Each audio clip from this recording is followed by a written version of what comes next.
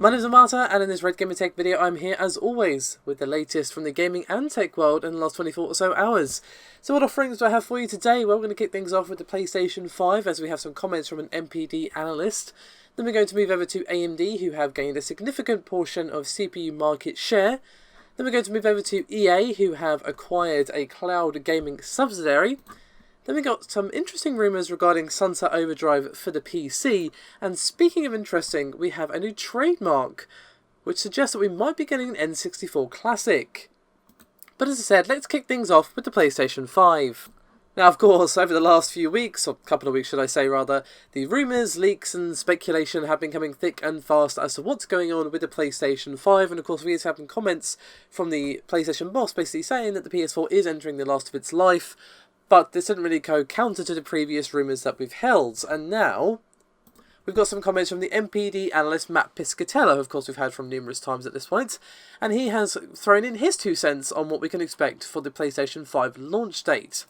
And he has said, quote, I'm forecasting PS5 no earlier than fall 2020, which would mean at least 3 more holidays of big releases to enjoy on the platform, and a perfectly normal cycle length. Just because a next gen is mentioned is meaningless to the breadth and depth of content that is coming. Now, as well as what's going on with the PlayStation 5 in terms of release date, specs, that sort of thing, there's definitely been, I think, a question in a lot of people's minds, at least at the back of their minds, I would say, as to whether or not we're going to be seeing a 5.5 generation, kind of like we saw a 4.5 with the PS4 Pro. And according to Matt Piscatella, he is kind of expecting that we are going to be seeing upgrades for console after a couple of years, as it will give more benefits. He said, quote, in the future I do expect pace of incremental upgrades to happen much more quickly on a 1 to 2 year cycle instead of 4 to 7 in order to better mirror what happens in other tech lines. Lots of benefits of more frequency. Now, of course, the main difference here between, say, a console and something else in the tech world is that a console is obviously fairly expensive. You know, it takes some people a long time to save up for one, you know, sometimes a year, you know, it could be years, or it could just be, hey, whenever it's on really cheap after it's been out for basically the entire time it's been out, and then by the time they get it, then everyone's moved on to the PlayStation 5 or whatever it happens to be. So that is definitely something you can take into consideration. I don't know if I would personally want 1 to 2 years, and then, oh, we got a 0.5 iteration already. I think 3 to 4 is better. I don't think it would go down particularly well if Sony was like, yeah, by the way, you know that £400 console you paid for literally just 2 years ago? You need this one now. Sorry. Our apologies. Cash, you know, cough up, son. But, you know, all silliness aside, you kind of get what I'm saying. I think it would be a bit too soon, but obviously this is pure. This is not a statement he's saying this is what 100% is going to happen, is what he would kind of expect based on his analysis. And of course, he's the analyst. I'm not, so take my opinion and his opinion, of course, for what it's worth. But as I said, let's move over to AMD. So basically what we have here is that according to Amazon affiliate numbers, and I am going to link the source Reddit thread in the description below this video for this, AMD has gained 46% CPU market share among this particular affiliate, which is, of course, as you'll see in the thread, Linus Tech Tips. So basically what we see is a 46% CPU market share among his users, and there are 3 AMD processors in the list of the top 5 most popular CPUs sold. Now, unsurprisingly, we also saw the 8700K being the most popular CPU among the numbers, but that's not exactly shocking. Now, the one that previously had the top spot, the 7700K, has actually been replaced by the Ryzen 5 1600, which is in second place, and in third place we have the 2400G. Interestingly enough, we actually have the 1600X bringing up 4th place, with the 7700K in 5th, and the 8600K in 6th. So, out of the 10 most popular chips in this particular case, 5 were AMD and 5 were Intel. Now, of course, the people who watch Linus's channel are probably some similar sort of people who also watch this channel, you know, people who have an interest and passion for technology and PC gaming. So, it is interesting that there is such a large market share for AMD in this particular subset. Of course, there's also going to be a link to the source video for this, as well as the Reddit thread where I came across it, so do check that out if you so desire. There is way more detail in that particular video. Still, interesting stuff. Of course, there is a bigger picture to be had, as of course not only is this, you know, Linus Tech Tip viewers, this is Linus Tech Tip viewers who use the Amazon affiliate link, you know, so kind of sort of subset going on here, but regardless of that, it still is an impressive share. The amount of people that there are, the percentage of people, I suppose I should say, even if we are talking about a small group, it is still interesting to see. What specs you guys have in your PCs? I might maybe do a survey or something at some point, possibly. I don't know, just throwing it out there. Regardless of that, however, we're going to move over to EA. So basically what we are seeing here is EA jumping on the cloud gaming services train. Of course, there's numerous companies aboard that train right now. Obviously with PS Now, GeForce Now, and EA has jumped onto it as well by acquiring Gamefly's cloud gaming subsidiary. Now, I do actually have a bit of a statement here from EA, who was speaking with Game Industry, who said, quote, "Cloud gaming is an exciting frontier that will help us give even more players the ability to experience games on any device from anywhere. We're thrilled to bring this talented team's expertise into EA as we continue to innovate and expand the future of games and play."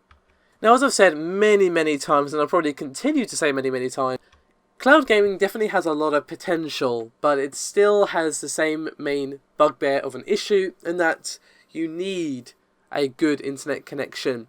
And obviously that is becoming easier, but, even in America, there are certain towns or states or areas of the country that just do not get that good internet. If you live in a small town, probably got one internet provider to choose from, and what they give you is what you're going to get, even if it sucks major balls. Even here in the UK, where of course there's a lot of providers available, there is issues where certain areas of the country just don't have that great internet available, and obviously certain countries don't have it as well. So until we can kind of get a bit more of a sort of equal plateau, I guess you could say, I think cloud gaming is going to kind of really sort of struggle to really take the gaming world by storm. But once there is more stable internet available more easily for most people, I think, that could definitely be a big plus, because obviously it's not only the case of like, oh yeah, if you don't have a high-spec PC, you can play this really cool PC game. Obviously that's obviously one way to do it, but obviously with PlayStation Now, we kind of got a pseudo backwards compatibility, but not really going on. That sort of thing is available for people. But I definitely think the issue of latency as well, because certain games just can't really be played. Obviously, anything like a fighting game, just like forget it, and obviously anything with multiplayer component equally, just doubly is forget it, actually, if you ask me. So there are definitely issues and kinks to be worked out, but obviously it's by big people, big companies investing in this particular area of the industry where those kinks can be worked out. Although I do wonder what EA is going to do with this exactly. Could we see them moving over to a cloud-based gaming thing for, say, Origin, something like that? Perhaps they could offer their games on that, some similar sort of service. We're going to have to wait and see. Obviously, they do have things that aren't just games, like we saw with the whole Seed thing back at EA, the Search for Extraordinary Experiences division. So, they do have their fingers in a lot of pies, and I guess it's just one more pie for EA, and even if it doesn't work out, they're probably not even going to blink, because, well, they have a lot of money, let's just put it that way. So let's move on to our second to last topic for today, which is Sunset Overdrive.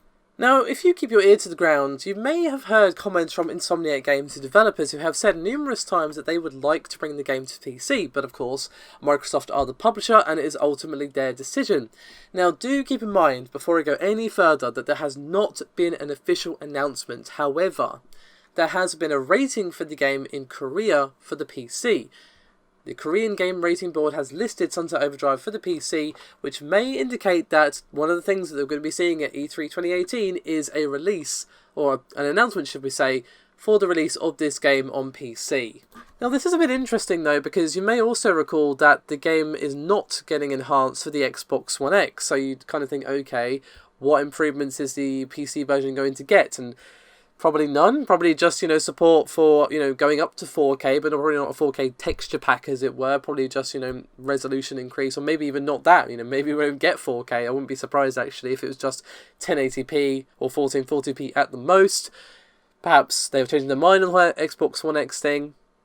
I don't know. I enjoyed Sunset Overdrive a lot, actually. It's a fun game. It's very, very silly, but, that's kind of why it exists. It's just to kind of be fun and enjoyable to play, and it very much is, in my opinion. It's a little too kind of self-aware a bit at times, but I enjoyed the game, so I wouldn't mind playing it again on PC, but it really depends how many improvements they're going to bring to the table, and I do kind of wonder if it's just going to be a slapdash port, given that they're not enhancing the game for the X. It does seem a bit odd. Now, of course, it's entirely possible that this is just not going to be happening, and that this rating is a mistake somehow, but of course, we should just wait and see. So, with all that said, let's move over to our final topic, which is the N64. So what we have here is the site Japanese Nintendo managed to catch and translate the fact that a trademark application for the N64 has been filed. So it includes information on game software, controllers, and of course the company itself. Now, as I've said many times now, just because a patent is filed doesn't mean a product is ever going to actually exist for you to purchase as a consumer. It just means that they're kind of just getting it there, putting it in their portfolio, saying we can do this in the future. We now have the trademark in order to do so. But the timing of this does definitely raise an eyebrow, and of course the fact that they've basically been printing money with the NES and the SNES Mini, I think an N64 Mini would definitely go down pretty damn well. There's so many classics on that console. I would 110% be down for that. You know, Pokemon Stadium, Ocarina of Time, the original. Hell yeah, sign me up, basically. But of course, we should wait and see.